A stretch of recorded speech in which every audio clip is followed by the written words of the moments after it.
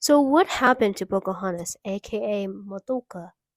Alright, I got my blanket, and I want you to forget everything you learned from the Pocahontas movie, because they're very different.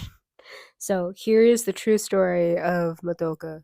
I want to put a disclaimer first because this is a pretty heartbreaking story. It's about violence and tragedy. In the honor of Pocahontas, I want to use her real name. Her real name at birth was actually Amanute, and her secondary name was Matoka, which meant flower between two streams to the Powhatan tribe. I am not going to say her father's name, I will butcher it, but he was the chief of the Powhatan, which is one of the 30 Algonquian speaking tribes. Okay, let's start with the arrival of John Smith. So, at the time, Matoka was 9 to 10 years old, and he was 27. And it was documented that they were never involved romantically because, like, she's 10, he's 27.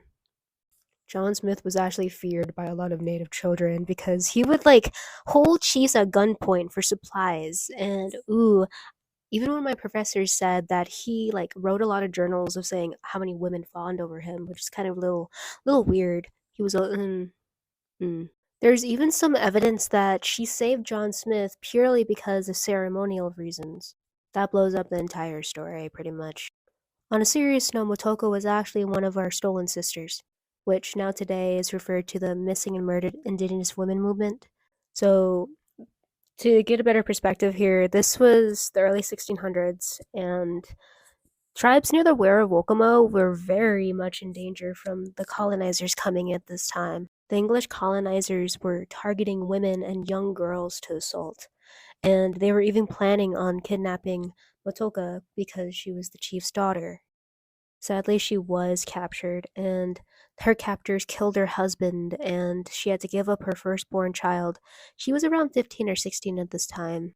It is said she was heavily abused by her captors, and she was brought to Europe against her will.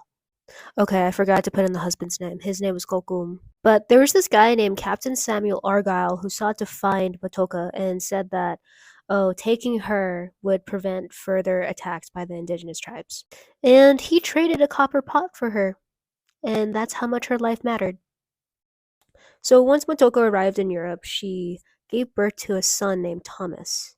She got married to John Rolfe, and she was converted to Christianity, and her name was changed to Rebecca. Some hardcore assimilation. But on a good note, she brought a lot of awareness to the treatment of indigenous peoples, but she really wanted to go home. In 1617, she was set to go home. But before she went, she had dinner with her husband and her Argyle. Even though she was healthy right before that, she vomited and died soon after. She died in her early 20s. No matter how many requests her family sent, she never got to go home. Her father died of grief a year later.